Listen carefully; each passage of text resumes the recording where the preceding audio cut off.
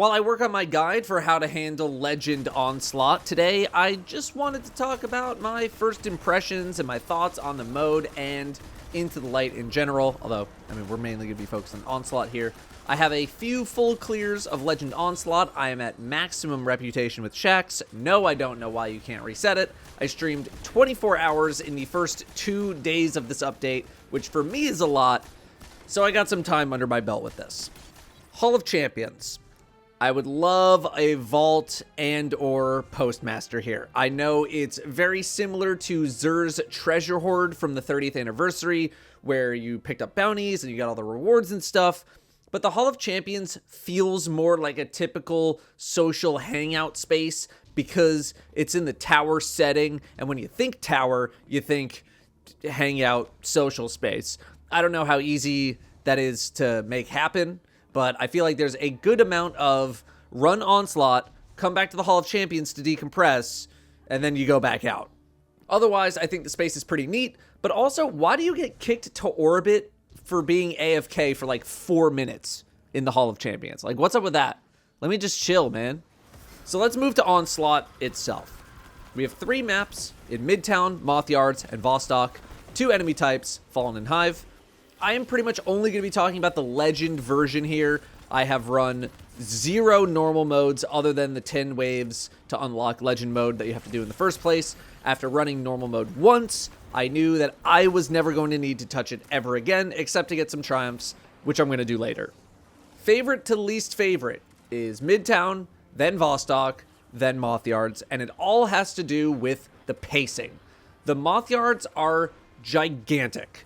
Enemies are so spread out and trickle in so slowly that I sleep. I've done 1 run of this place. I cruised through 31 rounds in a row, basically sleepwalking. And then wave 32, we had an ogre wave come through. I didn't play it seriously enough, and I got caught in a bad spot, and I died, and then my teammates died. And I knew that I did not want to go back to the Moth Yards at all. There are some drop ships that drop 1 to 2 enemies like they're trying to keep their slots at an airport. Waves feel like they take so much longer to complete, to the point where it wouldn't surprise me if teams were pushing 90 minutes in a Moth Yards Legend run. I sleep, but I do understand its value. You gotta have a map that is bigger to allow for other weapon types to excel. Pulses, scouts, maybe autos.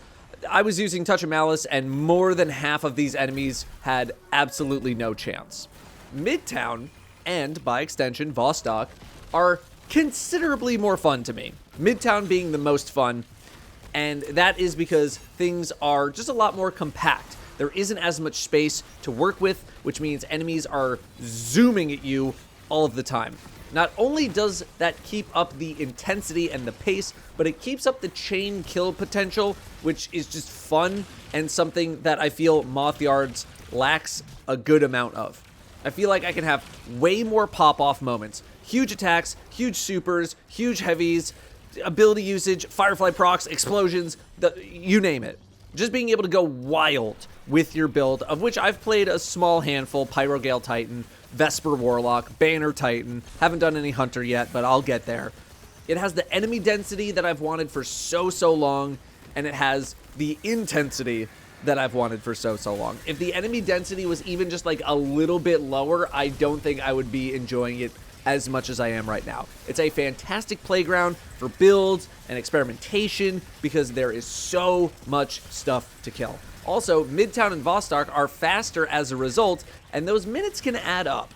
So, probably around 95 to 99% of the time when I'm in Legend Onslaught, I'm just kind of chilling, and then all of a sudden, you can get a wave and a modifier combination that just swings the difficulty dial in an exponential way, and you wipe because of it. And I don't know if I like that or I don't like that, because I do like predictability so that I can plan ahead, but I do also like surprises. You can go from killing drags or exploder shanks in one wave, very easy, to a tormentor showing up or demolitionists showing up with marauders in the next wave. It can be really spiky instead of this slower, gradual difficulty increase that you might expect. The boss fights feel like that. You can feel each boss fight get more tense than the previous one for sure, but enemy waves can just go like up, down, up, down, up, down, up, down, up, down in their difficulty. Now, that just means you gotta be ready for anything to happen on a moment's notice. Part of being able to handle Legend is being able to handle the randomness of the waves, even if there is some consistency, like waves 1 and 7 in a set, usually being very easy enemies. Part of being able to handle Legend is being able to adjust in a split second to come up with a strategy on the fly based on where you are and what upgrades you have active and a whole bunch of other things. Sometimes you're just going to get surprised by a situation. You get caught out, you didn't have your super, you were low on ammo, and you just get a game over. It happens. But most of the times that I've wiped, I think could have maybe been prevented had I not been so greedy with my scrap. Speaking of which, scrap and upgrading stuff. Most often, I have found myself wanting to save scrap for later rounds. I'm talking going into the 30s and the 40s. I will often not spend any scrap until the 20s at a minimum, and that's only if we have not gotten a Tormentor yet, in which I will buy decoys because decoys are really good. Spoilers if you're not buying decoys in Legend, they're really good. I thought that scrap and upgrades were going to be something that I just would not care about at all because I assumed that we would be flush with cash basically the whole time, and then these upgrades were going to be cheap or like not very good or not very useful. And I was totally wrong on that. I was wrong on that assumption. There is definitely a lot of decision making that needs to happen in later rounds, which I do appreciate. The trip mines don't really feel that great to invest in, even if they are cheap. I've never felt like they've done a whole hell of a lot, so maybe I just need to observe them more and just like watch them do something, or maybe they're just not that good, which is my current hunch, is that they're just not good. Turrets and decoys, so much easier to invest in after seeing how strong they can be. What I would love to see in the future is some kind of a giga upgrade that costs a lot. I'm talking like 20 to 30,000 that gets you something really fun. Even if it's not permanent, I would take non-permanent as long as it was like really strong and fun. I'm talking like Shax shows up for a few rounds, and then the Triumph's called like, how'd you get this number? Just some over-the-top thing if you save that much money. I think that'd be fun. Also, there's no Triumph for doing a run without spending scrap? Come on, man. That's an easy one. Loot. I'm being completely serious in saying that I experienced the most amount of excitement for a random loot drop in the past 4 to 6 years from this update. And that is thanks to the holofoil, aka the shiny weapons.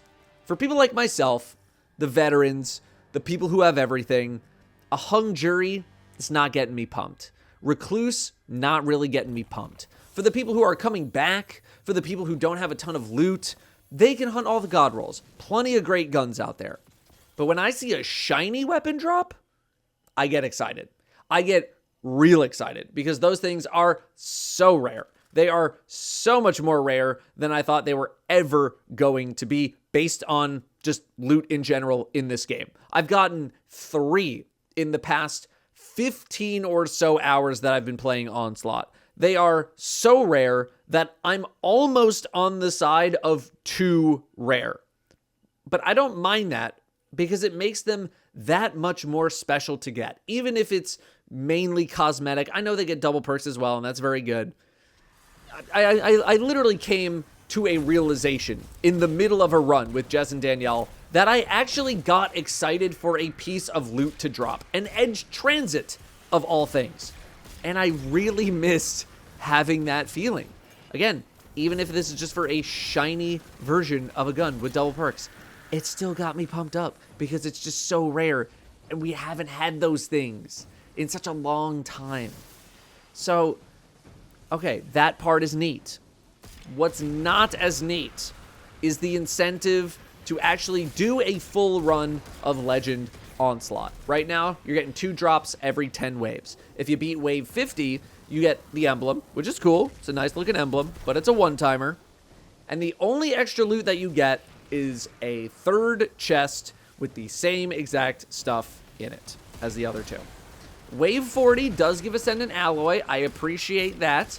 But how is the Coil gonna have a fully dedicated room to giving out tons of loot on a Platinum run, and Legend Onslaught, which is more difficult and longer, is only gonna give you one dinker bonus chest with one extra drop and some tokens? You gotta incentivize me better than that, Bungie, because right now the best way to grind for loot is to run the first 10 waves of Legend, get your loot, bail, and start it up again, because the first 10 waves are super easy. And I know that is something that Bungie has historically not liked, which means they're probably gonna do something about it. Also, just doing the first 10 waves over and over and over again is super boring. Now, I've floated the idea, I've heard the idea of incorporating shiny weapons into this problem, and I am torn because I don't want the excitement of getting a shiny to be devalued or to wear away because of what would potentially become guaranteed drops. Part of the fun is the randomness of it, and if you introduce guaranteed shiny weapon drops in any form, you're probably going to find people just doing those guaranteed sources and then nothing else after that because they are so rare just from naturally dropping. I think one shiny every full clear is probably a bit too generous with how rare these weapons currently are. Something that I do think is within reason is one shiny per week, either per character or per account, when you clear your first 50 waiver of Legend Onslaught. You incentivize at least one full run at some point during the week, but that's not going to be good enough long term because shiny weapons go away in June. So there's got to be something else going on to help out. Now, on the plus side, if you do end up wiping in the middle of a run, yeah, it does suck, especially if you haven't gotten a clear yet. But at least there wasn't anything really that special waiting for you at the end that you missed out on. I really thought that Legend was just going to be a stomp, really not that big of a deal, business as usual, seasonal activity type stuff. But I haven't gotten as many full clears as I was expecting to have by now, which is why I think I'm liking it more than I was expecting.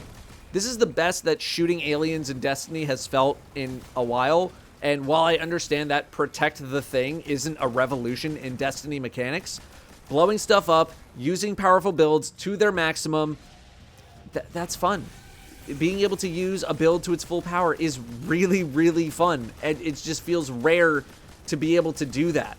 I would love to see Onslaught expanded upon. I would love an optional go forever mode that just keeps scaling up and up and up for love of the game.